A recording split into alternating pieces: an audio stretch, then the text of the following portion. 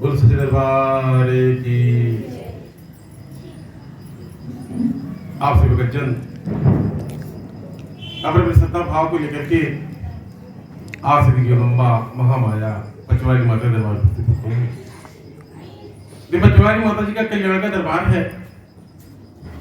पचवा दरबार से समस्त भक्तों का उद्धार हो रहा है, कल्याण हो रहा है। जो ही भगतजन जिस भाव से आ रहे हैं उन भक्तों का जगदम्बा के द्वारा झोलियों को भरे जा रहे हैं। आवश्यकता है भाव की। यदि आपके जीवन में कुछ आवश्यकता व्यवस्था है, कुछ कमी है, कुछ त्रुटि है, या फिर आप दुखी परेशान है, आप पचवारी माता जी शरणागत हो जाइए।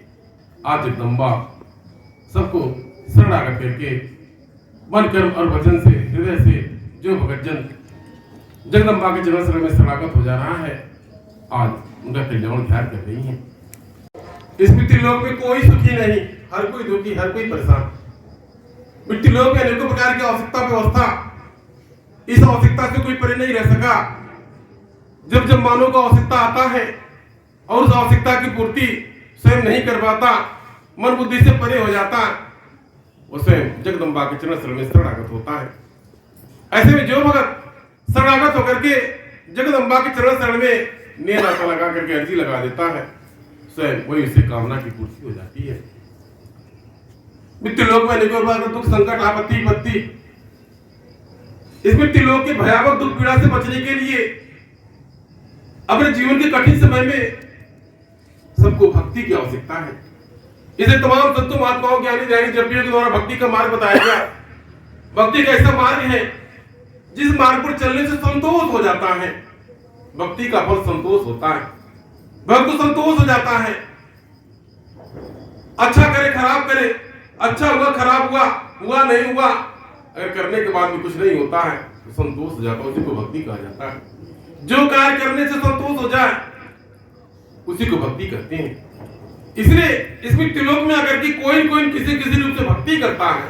कोई माता को मानता, कोई मीसा अल्लाह या गाड को मानता, हर कोई मानता, हर कोई आवश्यकता है। हर किसी के जीवन में सहारे की आवश्यकता है। जो भगत जगदम्बा को सहारा बना लिया वो कहीं बेसहारा नहीं हुआ। जगदम्बा ने कई जन्म तक उसको सहारा प्रदान कर दिया। इसलिए आप भक्तजन भी अगर बेसहारे होकर के भटक रहे हैं तो जगदम्बा के चरण शरण में नेह नाता लगा लीजिए, आपको कृपा हो जाएगी, दया हो जाएगी। इस मृत्युलोक में आकर के हर मानव का अपना अपना कुछ भाग्य है, कर्म है। हर किसी का अपना अपना भाग्य कर्म है। अपने भाग्य कर्म के अनुसार से मनैया करता खाता चला जाता है। सुख मिला, दुख मिला, लाभ हुआ, हानि हुआ, सब जगदम्बा की कृपा। जिसको जितना इस धरती पर जितना समय है, जितना दिन तक अवधि है, उतना रहेगा, उससे ज्यादा नहीं रह पाएगा। जो जिस भाग्य में जो लेकर अवतरित हुआ है उतना उसको प्राप्त होगा, उससे ज्यादा नहीं प्राप्त होगा। यदि दुखी सुखी परेशान है, उसके दुख का समय भी नहीं आया है, दुख का समाधान का समय नहीं आया है, तो कोई समाधान नहीं कर पाएगा। ये जगदम्बा महामाया की रीति है। इसलिए आपसे भक्तजन अपने खराब समय से मुक्ति पाने के लिए अच्छे समय की प्रतीक्षा कीजिए। जगदम्बा के चरण शरण में अच्छे समय की प्रतीक्षा कीजिए। जगदम्बा सर्वस्व जो घड़कड़ में आकाश पताल पृथ्वी व्याप्त है, जो समस्त भक्तों की कामनाओं को पूर्ण करती है, वो जगदम्बा महामाया है। कहा जाता है जब मानव धर्म से लग जाता है उसका विकास होता है, कल्याण होता है। इसलिए कहा जाता है जिस धन में धर्म नहीं होता वो धन नहीं टिकता, और जिस धर्म में धन नहीं होता वो धर्म नहीं चलता। एक दूसरे के पूरक है। इसलिए मानव दान पुण्य करता है, पूजा अर्चना करता है, मंदिर में जाता है, उपासना करता है, ताकि वो धर्म से जुड़े रहे। हर किसी का अपना अपना धर्म है, हर कोई अपने धर्म का पालन करता है। आपका जो अपना धर्म अपने धर्म का पालन करे, बाकी जगदम्बा की मर्जी, महामाया की मर्जी। जो कर्म करावनहार है, जो आसक्ति है, जगदम्बा महामाया है, जिसके ध्यान में तीनों देव ध्यानस्थ रहते हैं, ऐसी शक्ति को आसक्ति कहा जाता है। जिस किसी ने उस आसक्ति पर भरोसा रख लिया, विश्वास रख लिया, उसकी कामना की पूर्ति हो गई। अब जिस प्रकार से पचवा दरबार भगत आने वाले अनेकों प्रकार किया है, सबकी कामनाएं भावनाएं अलग अलग, कोई कुछ कोई कुछ कोई कुछ। किंतु मेरे द्वारा जिस शक्ति को उपासना बताया जो आदि शक्ति है, जिसका कोई रंग न कोई रूप न निश्चित स्थान, जो सर्वज्ञ घड़कड़ में कड़कड़ में आकाश पताल पृथ्वी में, जो हर जगह व्याप्त है।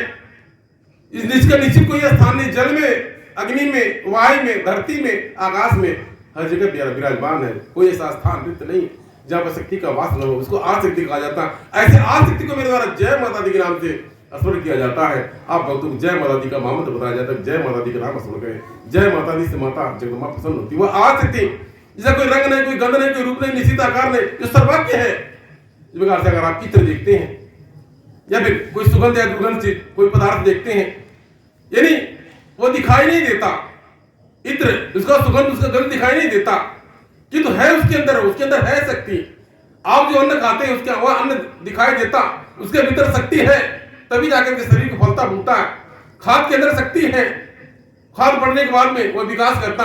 इस पेड़ पौधे के अंदर शक्ति है, वही एनर्जी, वही पावर, वही ऊर्जा, उसी को कहा जाता है। विज्ञान को, एनर्जी को, पावर को, ऊर्जा को अलग अलग नामों से ना जानता, उसी को आद शक्ति कहा जाता है। मतलब उस आद शक्ति की भक्ति आपको बताई जाती है।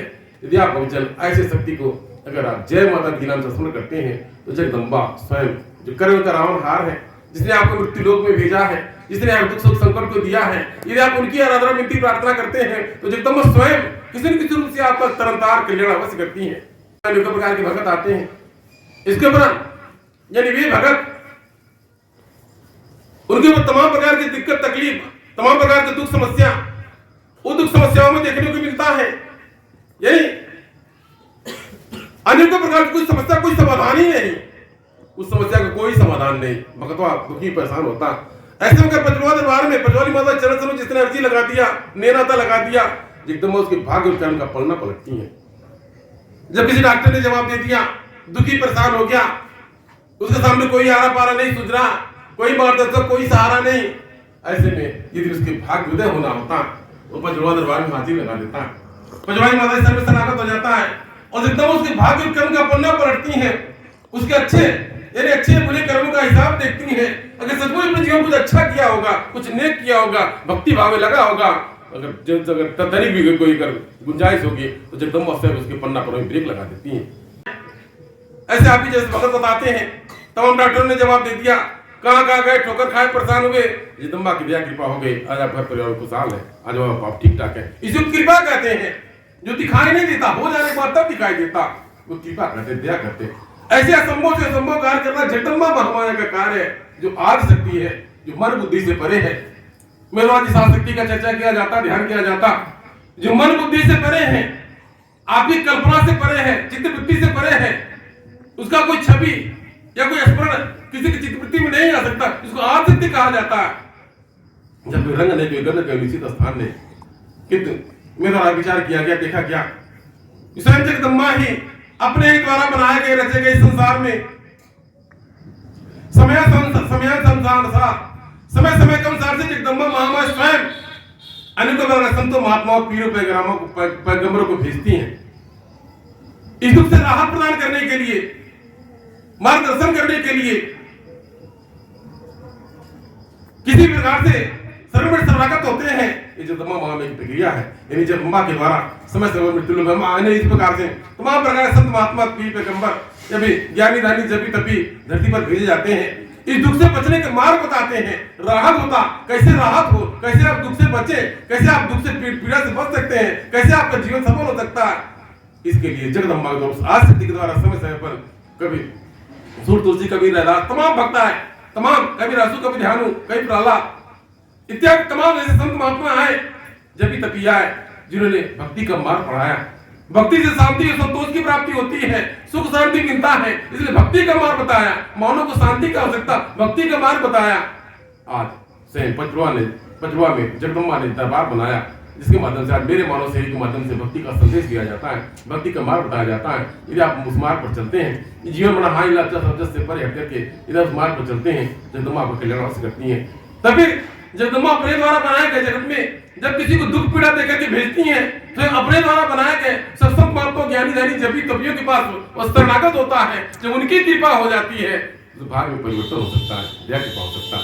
तो कहने का तात्पर्य था, तो आ सकती है जो जगत जननी है, जगदम्बा महामाया। जब किसी के जीवन में दुर्भाग्य आ गया, उस दुर्भाग्य को सौभाग्य में बदलना जगदम्बा का कार्य है। किसी के भाग्य में परिवर्तन करना जगदम्बा का कार्य है। किसी को बनाना, किसी को बिगाड़ना जगदम्बा का कार्य है। यानी किसी को देना, किसी को छीन लेना जगदम्बा का कार्य है। किसी को जन्म देना, किसी को मर देना, वो जगदम्बा का जो आदि शक्ति है, जो पराशक्ति है, जो मन बुद्धि से परे है, ऐसी शक्ति को जय माता जी के नाम से आपको बताया जाता है। जो जय माता की भक्ति बताया गया होगा आपको कि जय सदा सत्य की होती है, माँ से माँ होती है, पिता से पिता होते हैं, और माता की माता जोड़ते चले जाएं। अंत में कोई एक माता पिता है जो जगत की माता जगदम्बा माता न हिंदू है, न मुस्लिम है, न सिख, न ईसाई है। आप वो ऐसी जगत माता को, जो जगत की जननी है, जगत की जननी ने जगदम्बा ने केवल मानव को जन्म दिया, जीवों को जन्म दिया, अनेक प्रकार के पशु पक्षी यानी किन्नर गंधर्व सब इन जातियों को जन्म दिया। जगत जननी जगदम्बा माँ ने मानव जाति को जन्म दिया, मानव जाति को जन्म दिया। एक तत्पश्चात अब अलग अलग धर्मों में अलग अलग रूप से भगत बढ़ गया, मानव बढ़ गया, अलग अलग उपासना करने लगा कि तो वह जगदम्बा जो जगत की अम्बा जगदम्बा, संपूर्ण जगत की जगदम्बा, वो जगत की जगदम्बा महाजी सबको समस्त जीवों को जन्म दिया। जिसने सूरज चांद धरती को बना दिया, जिसने जल अग्नि वायु को बना दिया, उसको जगत जननी कहा जाता है। ऐसे में जगत जननी जगदम्बा महामाया ने पचवा में दरबार बना करके आप भक्तों को कष्ट कलेश से आपको मुक्ति प्रदान कर रही हैं। किसी प्रकार से आप भक्त जो आवश्यकता व्यवस्था है उन आवश्यकता व्यवस्थाओं को पूर्ण कर रही हैं। जिस प्रकार से जगदम्बा के द्वारा दिए गए दुख समस्या स्वयं इस जनमानस में आकर के स्वयं जगदम्बा महामाया स्वयं मेरे मानव शरीर का माध्यम बना करके सबको राहत प्रदान कर रही है, एक मार्गदर्शन कर रही है, ज्ञान प्रदान कर रही है, जिसको जो आवश्यकता है उसको प्रदान कर रही है। कोई मैं आके मेरे देखा क्या कि मानव के पास संतोष की आवश्यकता है, संतोष के सिवा और कुछ है ही नहीं है। अगर संतोष नहीं करेगा तो क्या करेगा? इसलिए भक्ति का फल संतोष होता है। आप संतोष कीजिए, जगदम्बा भक्ति में मन को रमा दीजिए, संतोष कीजिए। आज में कल आपको कृपा होगी, दया होगी, आपका कल्याण होगा। तो मैं कहने का तात्पर्य था, आप दरबार में आए, आपका कल्याण होगा। किसी भी विषय जगदम्बा ने आप भक्तों को अपने प्रतिमा दरबार में बुलाया, कल्याण के लिए बुलाया। आप विश्वास रखें, भरोसा रखें, जो कोई कार्य जो कोई कर्म को करते रहे। आज कल जगदम्बा आपको उबार देंगे, तार देंगे, कल्याण कर देंगे, बहुत से पार तार कर देंगे। ये महामाया का कार्य है, बहुत से पार करना जगदम्बा महामाया का कार्य है। इसलिए स्वयं जगदम्बा महामाया माता लेना वाली के रूप में नाव पे सवार होकर के आए।